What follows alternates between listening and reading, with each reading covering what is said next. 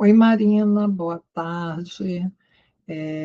Desejo que você esteja bem aí com a sua família, né? Foi uma pena o que aconteceu, a gente não poder, então, apresentar o trabalho.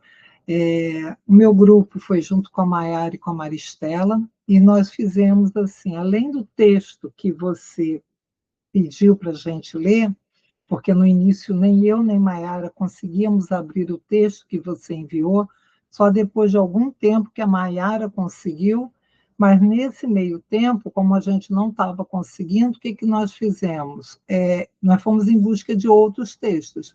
Então, por isso que nós fizemos essa apresentação assim, até bonitinha, porque nós, inicialmente, pegamos os nossos textos que nós já tínhamos lido, né? Nós pegamos 3 textos diferentes, onde a gente um complementava o outro, e depois, quando a Maiara conseguiu abrir o seu texto, que você tinha dado como sugestão, e traduziu para a gente, nós fizemos também ele. Então, para a gente começar aqui, vou te mostrar aqui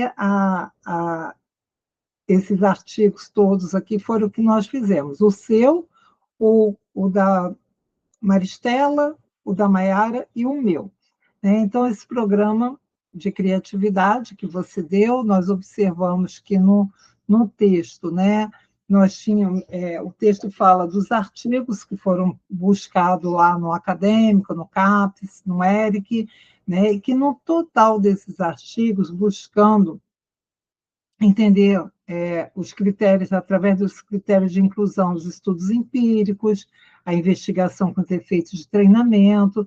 Então, foi feito todo o resultado desse texto que você deu, ele foi feito e foi observado, né, inclusive com o teste daquele que eu apliquei naquele exercício que nós fizemos, né, que houve o resultado foi um resultado onde se mostrou que o estímulo, o trabalho com a criatividade beneficia, né, os programas. Então, assim, os resultados foram positivos, apesar das diferenças nos países. Então, a criatividade deve ser estimulada através das atividades curtas, práticas, lúdicas, coisa que a gente já sabe pela prática do dia a dia, né? Mas o que eu quero me deter mesmo, nesse pequeno vídeo que você pediu, é no texto que eu trouxe. Esse é o texto que, se eu não me engano, é a Maiara que vai apresentar, e esse daqui é o da Maristela. E o que eu gostei muito foi esse da flexibilização curricular e criatividade. É um texto que, inclusive, eu quero utilizar na minha tese, né? Porque ele fala da questão desse ensino padronizado, essa dificuldade de sair do que é pré-estabelecido, a dificuldade de lidar de forma mais prática.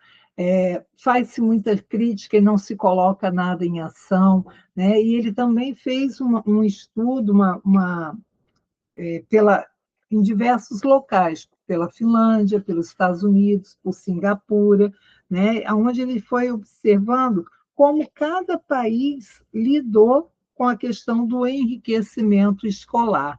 Então, assim, apesar da gente ter aqui no Brasil a BNCC, né, que fala da questão do que pode ser colocado, da personalização, muito pouco é feito quando a gente pensa em qualquer tipo de estudante. Não estou nem falando do estudante só da educação especial, não. Mas, principalmente, o aluno da educação especial e, principalmente, os alunos com superdotação deveriam de ter uma personalização do ensino através do que fala com ele, do que conversa com ele, né? Mas mesmo tendo a BNCC que dá essa abertura, isso não acontece, não é realizado dentro do Brasil, né? Então, assim, o objetivo dessa flexibilização curricular, ele defende não só a personalização, como também oferecer um enriquecimento para todos os alunos, o que eu gostei muito, porque a minha proposta de pesquisa vem muito em cima de uma nova metodologia, uma nova ferramenta para lidar com a, a dupla excepcionalidade, né? Então, assim, é por isso que eu gostei muito desse texto, porque ele traz, inclusive, assim, a questão da humanização que Paulo Freire já falava lá atrás, e o quanto que isso é deixado de lado por conta de querer seguir uma metodologia fechada, uma metodologia conteudista, uma metodologia que não conversa com as necessidades atuais dos nossos adolescentes, né?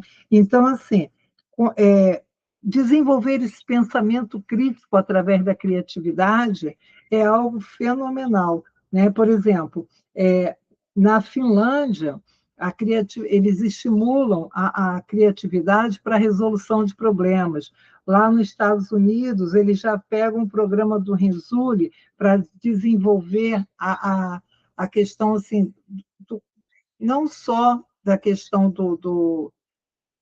de ver a superdotação, mas principalmente de ver como que essa cognição se manifesta de formas distintas, né? Aí eles também trouxeram comparações com Singapura, com a China, né? China, principalmente, que tem a questão da inteligência artificial na personalização do ensino, né? Então, assim, o texto em si ele fala que a personalização do ensino é um fator determinante para a criatividade, porque você vai oportunizar que o indivíduo, que o aluno, ele possa fazer maiores pesquisas, ter uma maior liberdade, inclusive sendo mais dono do seu conhecimento, em busca do que te interessa, como um autodidata, conversando com temas que são realmente do interesse e do engajamento desse aluno,